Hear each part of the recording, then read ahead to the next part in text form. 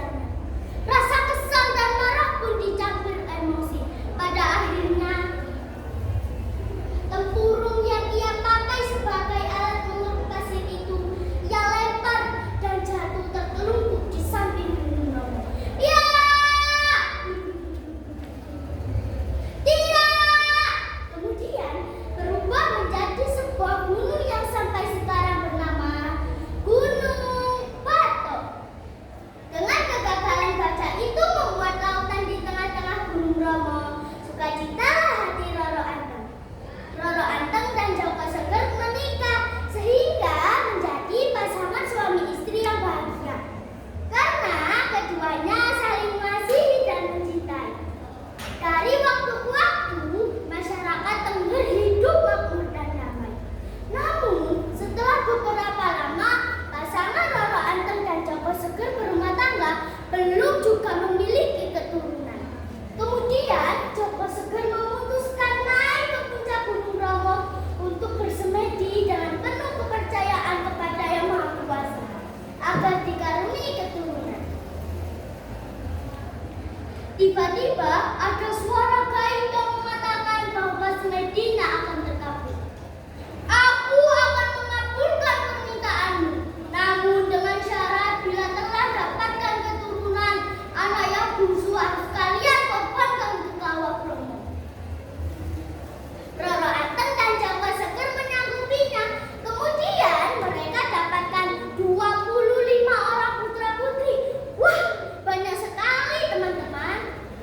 Pendek kata, pasangan Roro Anteng dan Joko Seger ingkar janji. Dewa menjadi marah dengan mengancam akan menimpakan malapetaka. Kemudian terjadilah prahara. Keadaan menjadi gelap gulita sehingga Kawah Gunung Bromo menyemburkan api. Hur, hur, hur. Teman-teman, ada yang tahu apakah yang terjadi? Kusuma anak bungsunya lenyap dari pandangan karena terjilat api dan masuk ke Kawah Bromo. Anakku Kusuma, anakku Kusuma, anakku Kusuma, kata Joko Seger. Bersamaan hilangnya Kusuma, terdengarlah suara gaib.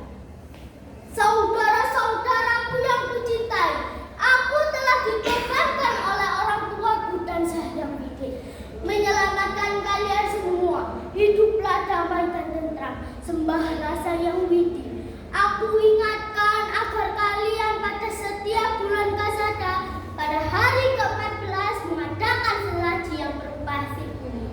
Persembahkanlah kepada Yang Widi asa di Kawah Bromo. Sampai saat ini, kebiasaan tersebut mereka ikuti secara turun-temurun oleh masyarakat suku Tengger.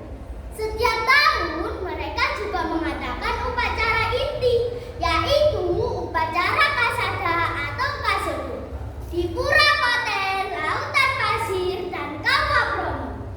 Nah teman-teman, demikianlah cerita saya yang berjudul Legenda Gunung Bromo dan Suku Tengger.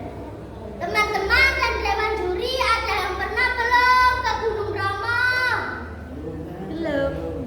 Sudah. Bagaimana pemandangannya? Indah bukan? Sekian dari Nabila. Wassalamualaikum warahmatullahi wabarakatuh. Waalaikumsalam warahmatullahi wabarakatuh.